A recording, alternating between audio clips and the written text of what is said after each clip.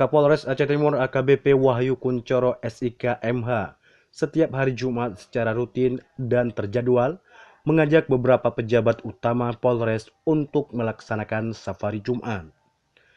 Seperti pada Jumat 28 September 2018, Kapolres Aceh Timur beserta rombongan melakukan sholat Jumat di Masjid Baitul Mukmin, Gampung Senembuk Tengah, Kecamatan Perlak Timur.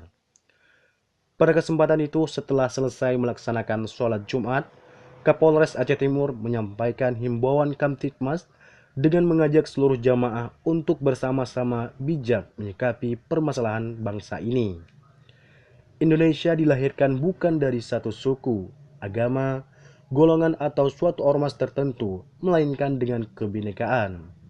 Pejuang kemerdekaan Indonesia telah mempersatukan bangsa Indonesia dari berbagai suku, bangsa, agama, ras, adat istiadat, dan lain sebagainya.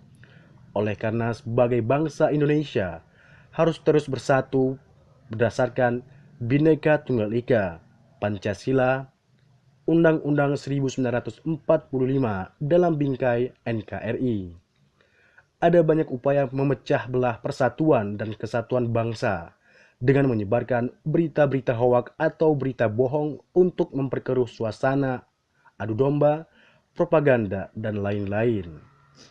Selain itu, dalam upaya pemberantasan narkoba, tidak lupa Kapolres Aceh Timur mengajak seluruh elemen masyarakat, pemerintah, tokoh agama, tokoh masyarakat yang hadir dalam jemaah sholat Jumat untuk bisa memantau aktivitas atau pergaulan anak-anak agar jangan sampai mengenal apalagi terjerumus di dalam lingkaran pengaruh narkoba.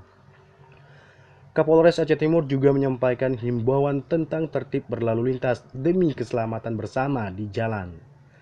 Beliau berpesan agar masyarakat saat menggunakan kendaraan agar tertib dalam berlalu lintas, dan khususnya untuk pengendara maupun penumpang kendaraan sepeda motor wajib menggunakan helm sebagai pelindung kepala agar lebih aman. Lagi satu. Dari Aceh Timur, Hamdani Iwan Gunawan melaporkan.